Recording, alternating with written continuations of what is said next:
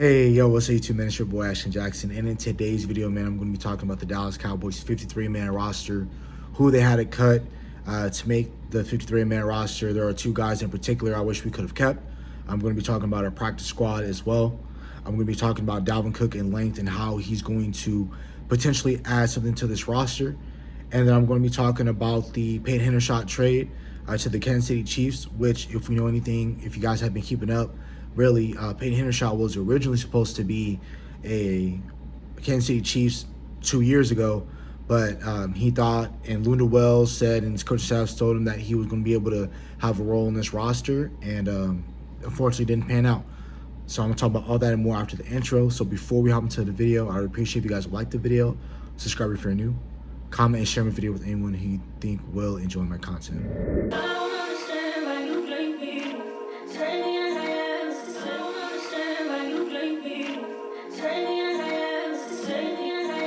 Hopping straight into it, right? I'm going to be talking about, I'm really just going to say the number of guys that we kept, and then, of course, we can add it up at the end. Of course, it's going to end up being 53 people that we ended up keeping on the roster. We ended up keeping 3 quarterbacks. That was Dak Prescott, of course, number 1, your starter. He's not going anywhere. I believe he will get a contract done and be with the Dallas Cowboys for long term. Second string will be Cooper Rush. Third string will be Trey Lance. He counts against your 53. He does not count against your 46 game day active roster. I wish in this room, I wish we could have released Cooper Rush. And because he's a bad quarterback, I'm not saying he is a bad quarterback, but I believe I would have given him the you cut him. Just because the reason why I'm only saying to cut him is because I don't think a whole lot of teams would have signed him. Maybe some teams definitely would have signed him, of course, because of the whole, backup quarterbacks are hard to find. I'm pretty sure there have been some teams that would love to have had Cooper Rush, but Cooper Rush doesn't seem like he pans out anywhere other than Dallas. I remember him playing with the New York Giants and didn't pan out over there, and that's why he came back with the Dallas Cowboys, because he knew the area, knew the system. It was a lot better for his family. But I believe that if we could have cut him, we could have kept a guy like who we selected in the 6th round out of Auburn to be our nose tech, and then we also cut Julius Wood, and he ended up going to the Tennessee Titans. Could have kept both of those guys, and I'm going to be talking about other person. I feel like that could have been something that we could have done, like a sneaky way to get some guys on the roster, was cut a guy like Cooper Rush, bring him in as your third string quarterback, and then back, not surprised, we kept Ezekiel Elliott. They were never going to cut him in the first place. Rico Dowdle, Deuce Vaughn, which I'm really glad that he was able to make the roster. He really fought through, and he missed 2 weeks of training camp. He didn't play the first preseason game versus the Los Angeles Rams.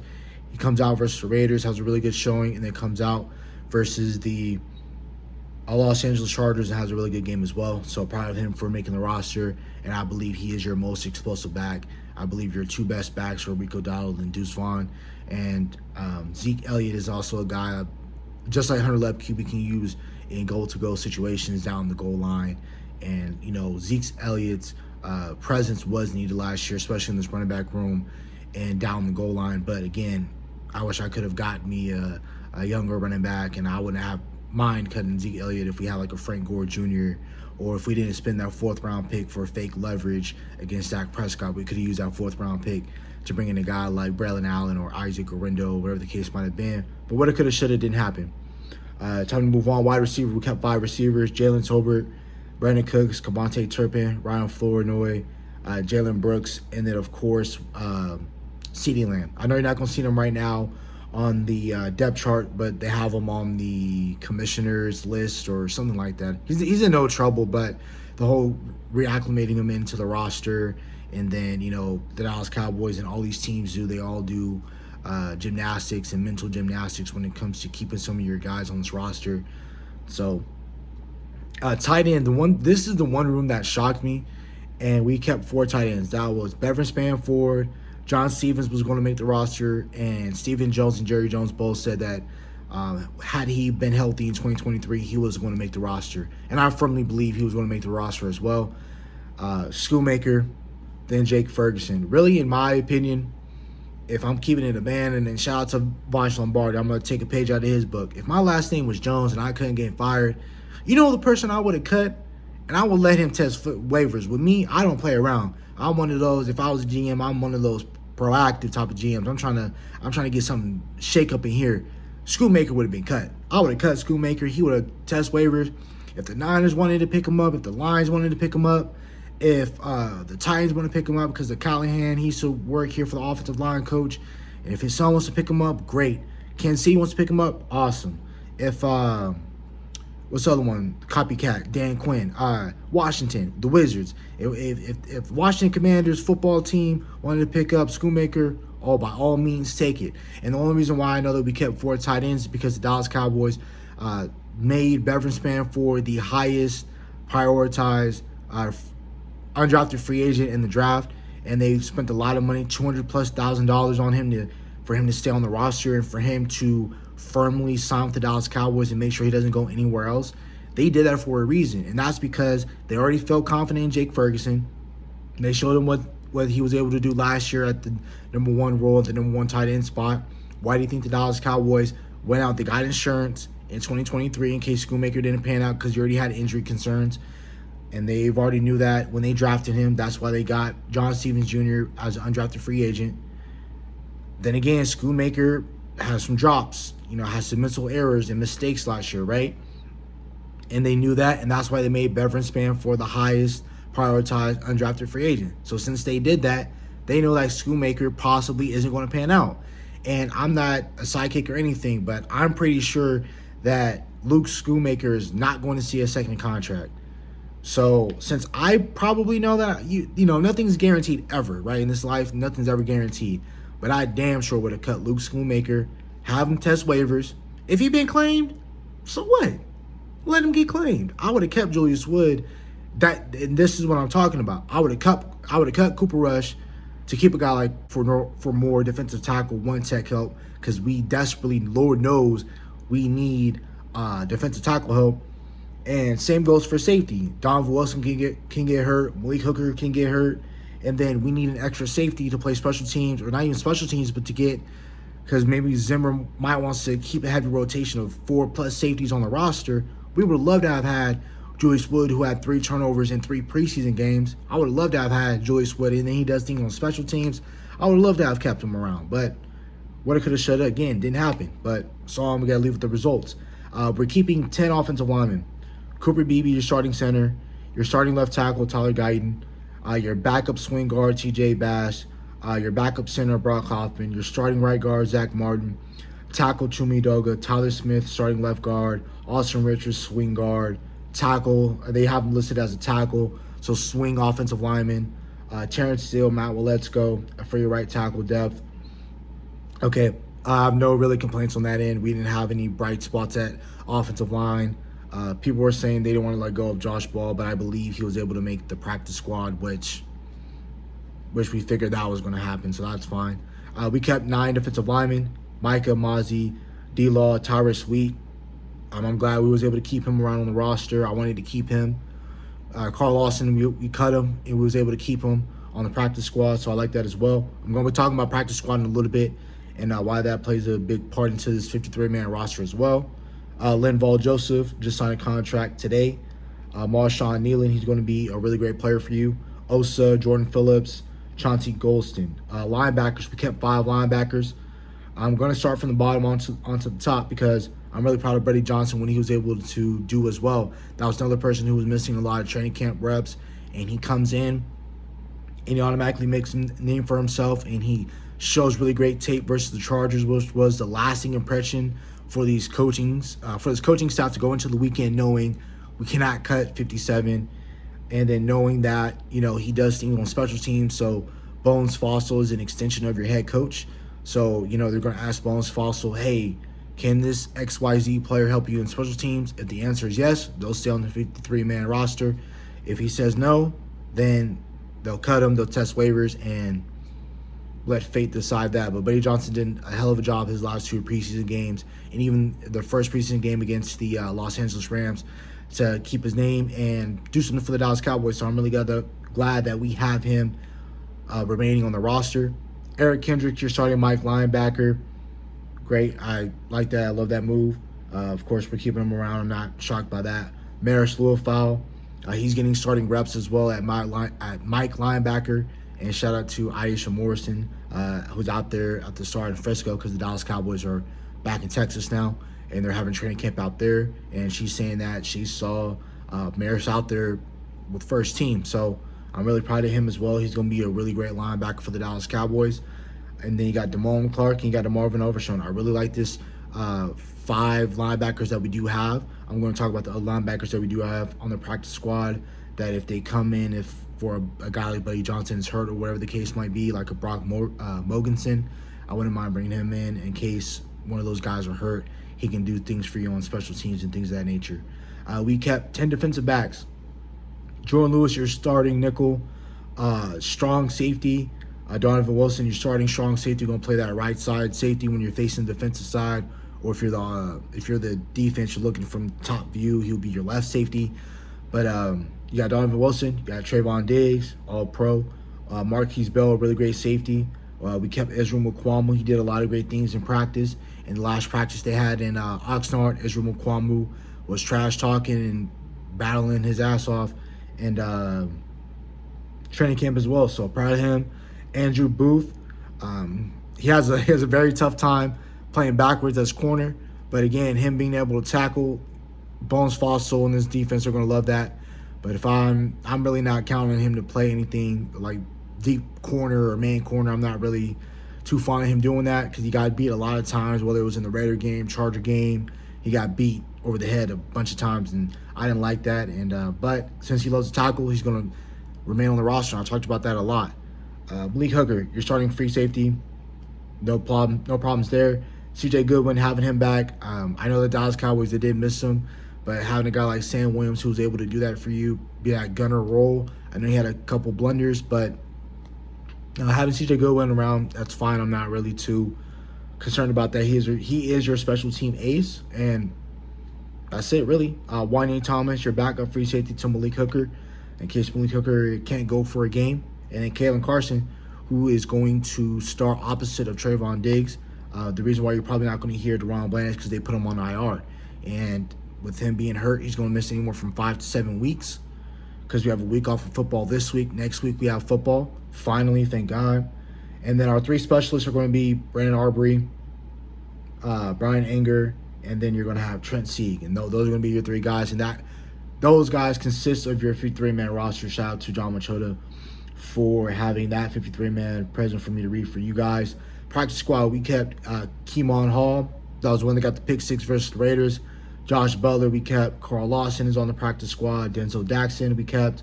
Darius Harris, we kept for dynamic kickoff in case we need no linebacker. Plus, Zimmer doesn't play around. He loves to have his linebackers. Nick Vigil, linebacker. Brock Mogensen, I talked about him. Josh Ball can play interior offensive line. He's your swing guy. Dakota Shipley, Malik Davis, Princeton Fent, Jalen Marino Cropper, Kelvin Harmon, and then Amani Johnson. So those are you guys that consist on your roster right now. I really like this practice squad. Again, I really wish guys like Julius Wood was able to make it, and guys like who's the other one I'm thinking about right now that we drafted? Carlos Rogers. That's pretty much it. Not Carlos Rogers. What's his name, bro? Then our defensive tackle from Auburn. I wish we would have kept him around. But that's about it, really, for the practice squad. And really what I'm about to mean with the practice squad is right now talking about Dalvin Cook. Dalvin Cook isn't who he used to be. And then again, if we're turning back and we had a time machine and we had Dalvin Cook on the roster and Ezekiel Elliott in 2019, I'll be doing backflips. Everyone thinks that we're delusional Cowboy fans. Had they F around in 2019, we had Dalvin Cook. The Dallas Cowboys had dropped to Dalvin Cook, and we had Ezekiel Elliott. Everyone thinks that we screamed, "This is our year," which is false. But if everyone thinks that we were screaming, "This is our year," if this was 2019, man, I might be one of those guys that are falling into the delusion. But really, that's not the case, and we gotta understand that it's 2024, and that the running back is a young man's game. And people talk about that is in the sport endlessly. They say how this is a young man's game. There are very few positions that get better with age. Quarterback, tight end, wide receiver, some offensive linemen, not all, some offensive linemen, defensive tackles, especially nose techs, corners, linebackers. Those are a couple guys. Those are positions in my head that I'm thinking about, that the older you get, sometimes the better you are. Sometimes quarterbacks aren't really in their prime until they're 30 years old. Again, the Patrick Mahomes and Tom Brady's, those are very air quarterbacks. Those are quarterbacks we'll never see again, right? Those are generational type of quarterbacks where you come in, you start, and you're automatically making impact, playing in championship games, playing in the Super Bowl. That's generational, right? So again, running back is very opposite. Running back is, shout out to Fuster King, he talked about it this morning, and he said, look, like running back, the running back age is like dog years. The older you get in dog years, it's, your dog isn't as spry or isn't as quick as it used to be 4 years ago. And that's how running back is. Dalvin Cook isn't a bad running back in my opinion. If you guys thought that in my last video, no, that's not what I was saying. I just think that now in 2024, Dalvin Cook isn't, for me, hey, he comes in with this new improved offensive line, and we have dudes that can actually move people. We're Guyton, Smith, BB, Martin, and Terrence Hill. If those are 5 people movers, and Dalvin Cook, I have seen some clips where he was able to, in space, he was able to make something happen, right? But again, with him having on the practice squad, they're bringing him in on the practice squad. He's going to acclimate himself into the offense. He's going to be able to get ready for and ramp up for the season. He might be available to you week 2 versus New Orleans Saints. But this is what I'm talking about right now with the practice squad and why Dalvin Cook and his services possibly could be needed. My biggest problem with Ezekiel Elliott down the stretch of his career, especially 2022, when I was like, I'm sick of it, gotta cut him, was when Tony Pollard went down and we had Ezekiel Elliott as our number 2 back. And this isn't funny because I'm dead serious because I'm super upset that we lost to the 49ers. And I don't know anybody that's in that building or roots for this Dallas Cowboys story that was happy that we lost to the 49ers. But if we're keeping it in the band, again, I was pissed off that we lost to the 49ers. Extremely upset because I figured that, again, we had them, right? But not only that, we lost another adequate weapon, and Ezekiel Elliott wasn't who he used to be at that time in 2022, 6 years ago, or forget when he was a rookie. 2018, his 3rd year, he wasn't even like that anymore, right? He's not even 2018 Zeke Elliott. I'll take 2018 Zeke right now with this new and improved offensive line. But okay, don't have it. That's why I'm not even complaining about it. But what I know that he can do really well, protect Dak's blind side, protect from his blitzing defenders, protect Dak on the goal line where he doesn't have to drop back and pass and do a play action pass or anything like that. Give it to Zeke. He's going to find a nose for the end zone. I understand what Zeke is going to be. Is Zeke going to be that guy that you get a slight crease in, he's going to take it to the house? That ain't him no more. And I feel the same way with Dalvin Cook. I don't feel like those are those backs anymore. But I think Dalvin Cook is like Ezekiel Elliott, but Dalvin Cook has a little bit more juice left in the tank than Zeke, in my opinion. But if he comes in and he's a 1,200-yard back, he scores 10 touchdowns, I'm not going to be crying. If he leads us to an NFC Championship game, am I going to be crying that Dalvin Cook's my starting back? Heck no. But I just think that we just needed to get younger at the running back position. And then Joneses know that as well. We could have got younger at the running back position, but they don't want to. So there's nothing that we can do. And I'm not a billionaire. I don't know if y'all know any billionaires, but I don't know any billionaires that can go buy the Dallas Cowboys, outright buy them, and then run things smartly. I don't know anybody that can do that personally. Not yet, at least. But, I wish we could have done it. But again, practice squad, right? You have, as the practice squad player, you have 3 elevations in the season where you can be brought up from the practice squad to the active roster. You have 3 games to do that. And once those 3 games are up, you either got to cut the player or you got to make room for them on the roster and add them to your official 53-man roster. We didn't sign Dalvin Cook for no reason. Dalvin Cook is going to be on that practice squad for at least, if we're counting this week 1, and then week 2, he's going to be on the practice squad for 3 weeks. If he's on the practice squad for 3 weeks and somebody signs him, sorry. But who in this room, seriously, who in this room are you going to cut or fake IR them all? Their pinky toe hurts, all their earlobe is broken. All right, we're going to season IR you, right? Maybe you do that to Beverin. Maybe you do that to a Deuce Vaughn. Maybe you do that to one of your other guys who you said, like, okay, it won't hurt if he misses the season. If we could do that to a Tyrus Sweet, I don't want to. But again, I'm just thinking the Dallas Cowboys, okay, you hurt your pinky toe, now you're out for the year. And okay, that makes room for Dalvin Cook. But in the running back room, let's be for real, who are you going to cut? If you want to cut Hunter Lepke because we don't know how to fully utilize a fullback, then let that be Hunter Lepke. But I don't feel like letting go of Hunter Lepke. In my opinion, if we can use him correctly, I don't want to let him go. I don't want to let go of Deuce Vaughn because I think he's your most explosive back. Rico Dowdle signed him to a contract, and they're trying to figure out what he's going to be. And they're not going to cut Ezekiel Elliott because that's the Dallas Cowboys baby. So who are you going to cut realistically on this roster to make room for a guy like Dalvin Cook when he, after we use his 3 practice squad elevations? Who are you going to cut?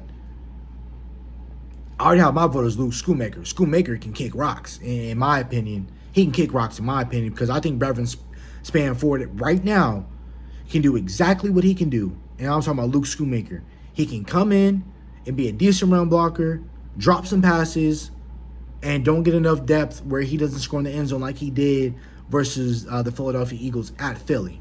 I believe Beverly Span can do that, and we didn't have to spend a second-round pick on Beverly Span last time I checked. Span can kick rocks. I mean, not Span, but Schoonmaker can kick rocks. And on my team, if my last name was Jones, I couldn't get fired. That's who I would make room for to bring in Dalvin Cook. My opinion. That I got that on record. I ain't afraid. Y'all can put it on TikTok. I ain't scared of that. Go ahead, click me. I don't care. So Schoonmaker can kick rocks to make room for a guy like Dalvin Cook. That's all I'm going to talk about right there. Moves the Dallas Cowboys did make that I did like. We did trade away Peyton Hendershot to the Kansas City Chiefs. I'm not mad that we did that. Shout out to the clip that I just posted, but Peyton Hendershot talked to Andy Reid, and Andy Reid was like, yo, we need your services over here. Come over here to Kansas City. We got the perfect scheme. We got the best quarterback in the country. We got the best quarterback in the world. Come over here and play football. And, Luna Wells and the coaches, they sold him on a dream. Not saying that it was an impossible dream, because I believe they gave Peyton Hendershot a lot of opportunities to fail. And unfortunately, he did. I just felt like he had a lot of talent to come over here and do something for the Dallas Cowboys. I really, really loved what our tight end room was going to possibly look like with Peyton Hendershot as your 12, your 2 tight end set with Ferguson and Hendershot. I really love what they were both able to do.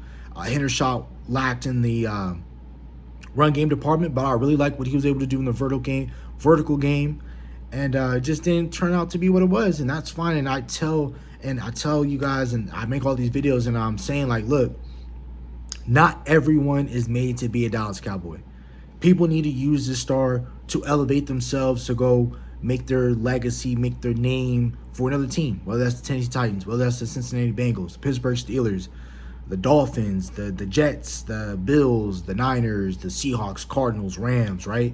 Falcons, Saints, Panthers, Some people need to use Dallas Cowboys' name to, be on the roster, make a name, and then go show off for other coaches and go make their lifelong dream an actual thing by playing for other teams. So I think Peyton Hendershot, and it's hard not to watch the Chiefs because they're on freaking TV all the freaking time, right? And I have no hate for that because I already hated on the Patriots, so I'm not going to hate on another dynasty. Like, when I see a dynasty and I see another great team, I can't hate on it, right?